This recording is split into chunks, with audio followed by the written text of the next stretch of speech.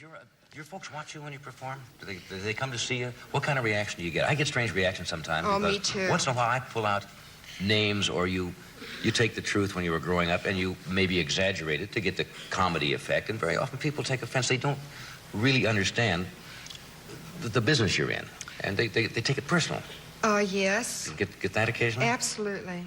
Yeah. In fact, the last time I was on here, I mean, it's funny that you should mention it, because I had talked about when I'd played. My mother lives in Kentucky, and all my relatives had come over to see me in Missouri, because I was playing a college there, and they were just really, I'm sure, sort of in a state of shock from my performance. They didn't quite understand what you were doing.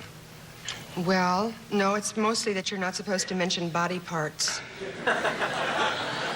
Yeah, I suppose... it's not overly acceptable in this culture. Specifically, the organ of your choice or something like that. I mean, well, no, I mean, it's never anything gratuitous. Just yes. Sort of, if I was talking about something, I mean, it's only really just realistic, truthful language, and perhaps I had to do it to illustrate something.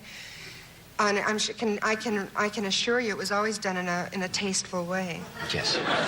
But nonetheless, those words resound in the air. Yeah. Because I remember on one of my specials a couple of years ago, I said the word breasts. Because I did it, breasts, yes, the word breasts. And my mother said, oh, did you have to say that on television? And I said, yes. Yes, sir. You had a very... It was said in a very intelligent context, you understand. It was not meant for a cheap laugh the way you've responded.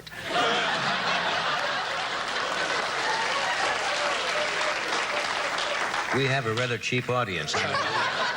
We get one we can get at this time of night. Did you have a conservative upbringing? Would you call it conservative? Oh, no, I had a great upbringing, because my mother and father both Southern. My father went to Detroit to work in the factories, and so they went up, and there's just something great about not having a middle-class upbringing. All my mother and daddy ever wanted was that my brother and I shouldn't get into trouble. And I suppose that meant that my brother shouldn't get arrested and I shouldn't get pregnant. Did either of those things happen? No, neither has happened. See, that's wonderful. See how well they brought us up? Yes, they did. Were your folks funny? When I say my funny... brother did get arrested once, but it was an accident. And he stood all night in jail. He refused to sit down. I'm sorry. I just Sounds thought like the of old that. joke going to the electric chair. Don't sit down. What was your brother arrested for now that the subject is He open? was, to be quite truthful, it won't make a good story for television. Oh, I'm sorry. But he was traveling in Detroit. He was riding in a black neighborhood with a black friend who was a woman. And because he was a rather youngish white fellow, they stopped them. Set off a little. Yes.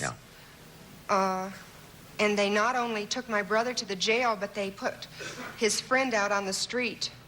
I mean, they just set her out on the street and locked up the car and so on. Oh. Which is a comment on something. Yeah, I'm sorry. No, well, I did what I was getting into there. Well, I had to tell the story. Oh, it's That's nothing. right. It's just merely a matter that happened. Yeah.